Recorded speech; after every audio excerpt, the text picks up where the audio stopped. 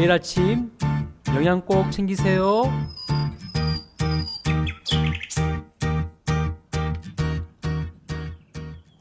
제17장 마른 떡 한 조각만 있고도 화목하는 것이 제육이 집에 가득하고도 다투는 것보다 나으니라. 슬기로운 종은 부끄러운 짓을 하는 주인의 아들을 다스리겠고 또 형제들 중에서 유업을 나누어 얻으리라. 도가니는 은을, 풀무는 금을 연단하거니와 여호와는 마음을 연단하시느니라.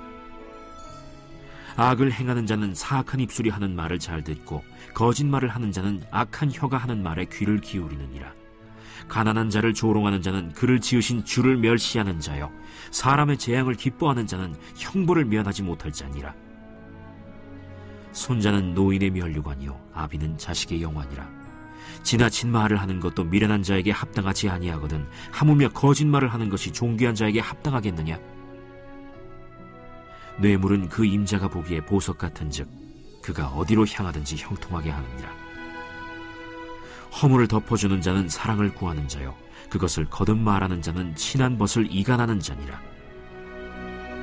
한마디 말로 총명한 자에게 충고하는 것이 매 100대로 미련한 자를 때리는 것보다 더욱 깊이 박히느니라. 악한 자는 반역만 힘쓰나니 그러므로 그에게 잔인한 사자가 보냄을 받으리라. 차라리 새끼 빼앗긴 암곰을 만날지언정 미련한 일을 행하는 미련한 자를 만나지 말 것이니라.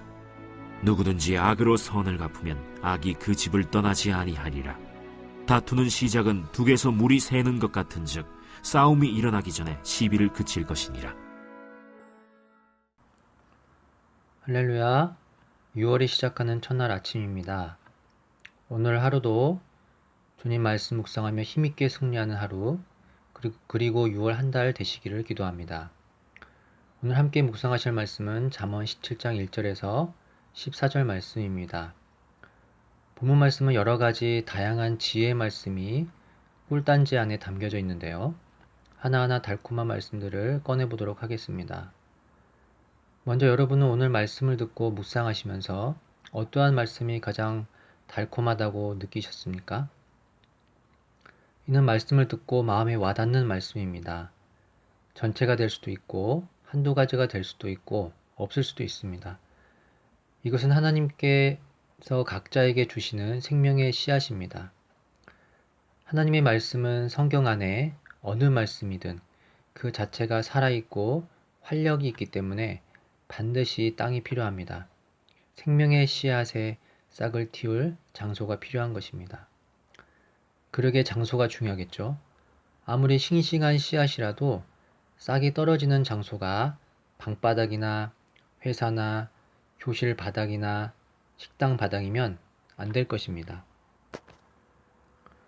일단 시끄럽고 사람들이 왔다 갔다 하면서 밟아버릴 수도 있기 때문입니다. 혹시 아침을 안 먹고 땅만 보고 가다가 출출한 나머지 그분의 먹잇감이 될 수도 있습니다. 그럼 이 생명의 씨앗이 싹을 잘 틔우고 잘 자라서 30배, 60배, 100배의 열매를 맺기 위해서는 어느 곳이 제일 좋을까요? 네, 바로 아무도 없는 한적한 시골 텃밭이나 집 베란다에 맛있는 양념이 잘 되어 있는 뽀송한 흙이 들어있는 화분일 것입니다. 그곳에서만 씨가 안착된다면 씨가 날로날로 자라서 바라보는 주인의 마음을 기쁘게 하고 흡족하게 할 것입니다. 그렇습니다. 하나님의 말씀은 소중합니다. 그 씨앗 안에는 나도 기쁘고 주인도 기쁘게 할 만한 보물이 숨겨져 있습니다. 그래서 먼저 조용한 곳을 찾아야 합니다. 그리고 말씀을 받을 자신의 마음이 정리되고 개간되어야 합니다. 기도하며 말씀을 받을 준비를 하는 것입니다. 그리고 그 말씀이 마음 가운데 잘 안착될 수 있도록 지혜를 달라고 하나님께 기도해야 합니다. 이제 하나님으로부터 직접 음성을 듣는 시대는 성경 66권 말씀이 기록된 이후로 없어졌기 때문에 오로지 문자로 기록된 하나님의 말씀에만 집중해야 합니다. 다른 음성은 가짜이며 사탄의 속삭임입니다.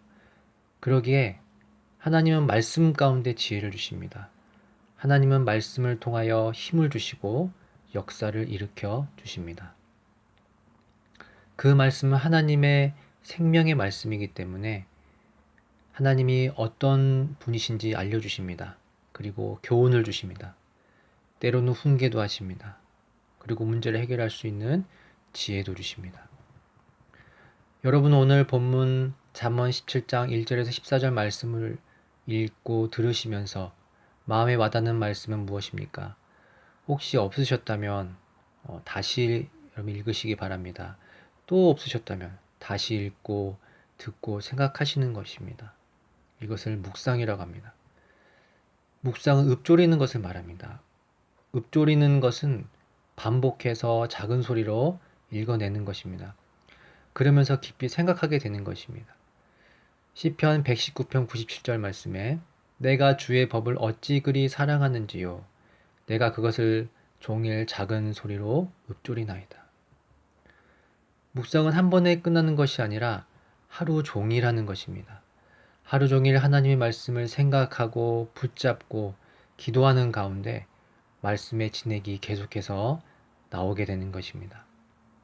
그렇다면 여러분께서 본문을 더 쉽게 묵상하기 위해서 몇 가지 도움을 드리고자 합니다. 본문 1절부터 17절까지 말씀을 크게 두 부분으로 나눈다면 1절에서 6절까지는 올바른 관계에 대해서, 7절부터 14절까지는 지혜로운 자의 행실에 대해서 말씀해 주고 있습니다. 1절은 가정에서 식구끼리의 올바른 관계입니다. 마른 떡 한 조각만 있고도 화목하는 것이 제육이 집에 가득하고도 다투는 것보다 나으니라. 다른 번역본을 찾아보니 재미있는 표현을 하였습니다. 집에 진수성찬을 차려놓고 다투는 것보다 누룽지를 먹어도 마음 편한 것이 낫다. 화목이냐 다툼이냐 라고 했을 때 당연히 화목이죠. 가정 안에서 나는 지금 무엇에 집중하고 있느냐 말씀을 통해 생각해 보아야 하는 것입니다. 진수성찬이 목적이냐 화목이 목적이냐, 시간을 내어 가정 안에서 식구들과 함께 가정 안에 있으면서 마음이 편한지, 혹시 불편한 마음은 없는지 나누어 보시는 것도 좋은 방법이실 것 같습니다. 다음 3절 말씀을 보시면 하나님과의 관계에 대한 말씀입니다. 도가니는 은을, 풀무는 금을 연단하거니와 여호와는 마음을 연단하시느니라. 이 말씀이 선뜻 무슨 말인지 이해가 잘 안 가실 수 있습니다. 쉬운 성경에는 이렇게 표현되어 있습니다. 도가니는 은을, 용광로는 금을 단련하지만 여호와께서는 마음을 단련하신다. 여호와는 마음을 연단하시느니라. 예, 연단하다라는 히브리 원어적 의미는 검증되다, 시험받다 라는 의미를 가지고 있습니다. 즉 불완전함, 결함 또는 기타 특성을 포함하여서 무언가의 본질을 확인하려고 시험을 거친다는 그런 의미인 것입니다. 영어 성경에는 테스트로 표현을 하고 있습니다. 하나님은 우리를 시험하십니다. 그 시험은 뜨거운 도가니에서 은이 만들어지는 것처럼, 용광로에서 금이 만들어지는 것처럼 힘들고 어려운 상황이 될 수 있습니다. 하지만 하나님은 우리를 넘어뜨리려고 하는 시험이 아닙니다. 본질을 확인하기 위한 시험인 것입니다. 우리의 본질은 무엇입니까? 성도로서의 정체성입니다. 하나님은 이 세상에서 성도로서 구별된 삶을 살기를 원합니다. 하나님을 사랑하는 것이 아니라 하나님만 사랑하는 것입니다. only 가십니다. 죄와 타협하지 않습니다. 정직하고 진실되게 살기를 원하십니다. 너는 정말 나를 사랑하니? 하나님께서 나에게 물으신다는 것입니다. 여러분의 대답은 어떠십니까? 나는 너를 너무도 사랑하고 소중하기에 널 위해 너의 죄를 대속하기 위해 십자가에 달려 죽었단다. 그런데 너는 나를 말로만 사랑한다 안 하고 진심으로 사랑하니? 어느 날 하나님은 아브라함에게도 이런 질문을 던지십니다.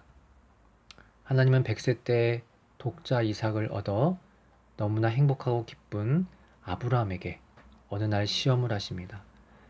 창세기 22장 2절 말씀입니다. 여호와께서 이르시되 내 아들 사랑하는 독자 이삭을 데리고 모리아 땅으로 가서 내가 내게 일러준 한 산 거기서 그를 번제로 드리라. 평소 아는 내용이라 그냥 넘어간 말씀이었는데 오늘 이 말씀이 새롭게 다가옵니다. 하나님은 그냥 이삭이라고 하지 않으시고 내 아들 사랑하는 독자 이삭이라고 표현하고 계십니다. 성경에는 구체적으로 아브라함의 행동은 나와 있지 않지만 평소 하나님께서 아브라함에게 주신 이삭을 아브라함은 하나님보다 더 귀하게 여기며 애지중지하며 사랑했다는 것을 알 수 있습니다. 그런 아브라함을 하나님은 테스트를 하신 것입니다. 아브라함의 믿음의 본질을 확인하기 위한 시험인 것입니다. 나를 정말 사랑하는지에 대한 하나님의 사랑의 테스트인 것입니다. 여러분 오늘 하루 깊이 묵상해 보셨으면 좋겠습니다. 나는 정말 하나님을 사랑하는가? 나는 성도로서 세상과 구별된 삶을 살고 있는가? 아직까지 세상에서의 여러 가지 상황으로 세상적인 나쁜 습관과 모습을 끊지 않고 있으시다면 과감히 끊으시기 바랍니다. 하나님이 주신 연단은 불행이 아니라 축복입니다. 도가니에서는 은이 나옵니다. 그러나 도가니보다 더 화력이 세고 어려운 상황인 풀무에서는 금이 나오게 됩니다. 그러나 내가 가는 길을 그가 아시나니 그가 나를 단련하신 후에는 내가 순금같이 되어 나오리라. 욥기 23장 10절 말씀입니다. 다음 지혜로운 자의 행실에 대해서는 여러 가지 우리에게 교훈해 주고 있습니다. 12절 차라리 새끼 빼앗긴 암곰을 만날지언정 미련한 일을 행하는 자를 만나지 말 것이니라.